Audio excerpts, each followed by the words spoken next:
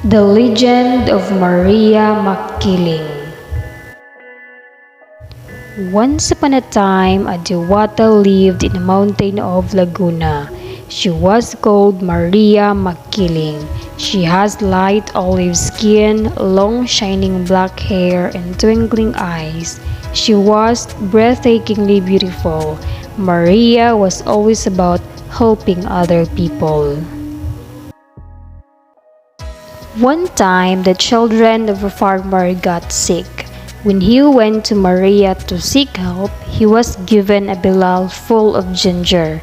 The farmer sadly went home carrying the bilal of ginger. When he reached his hut, he was greatly surprised. The ginger had turned to gold. Because of Maria's kindness, the townsfolk had grown to love her. Maria was a great beauty. She was softer and wooed by many suitors. 3 of them were very much determined to have her. One is Captain Laura, a Spanish soldier who always brought her gifts from Europe. The other one is Joselito, a Spanish mestizo, who was studying in Manila. Every time Joselito visits Maria, he had many stories to tell her about foreign countries and the things that he had read in books and dreamed of going to Spain. He didn't like to live in the Philippines.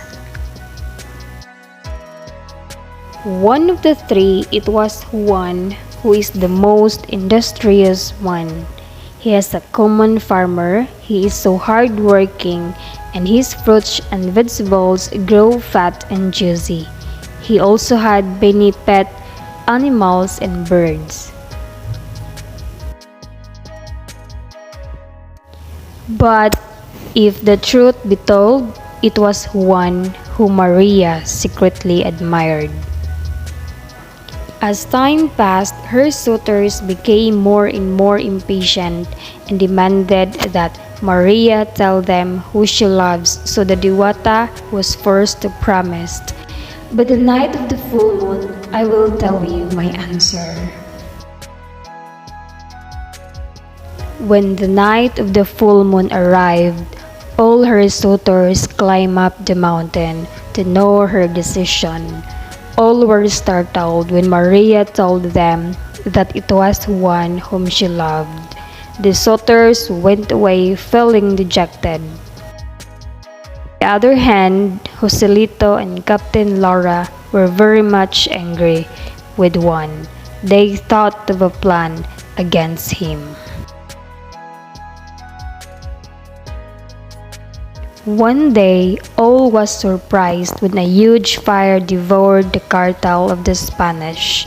Because of the fire, Captain Lara ordered many Filipinos to be captured secretly. Joselito helped him. Juan was among those who they imprisoned and tortured.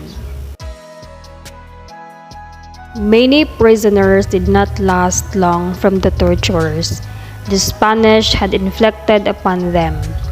One night, Captain Laura and Joselito secretly spoke with the prisoners.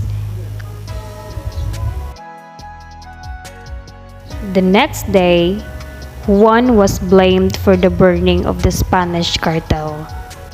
I did not do it, Cried Juan, but the prisoners pointed at him because Captain Laura and Joselito frightened them.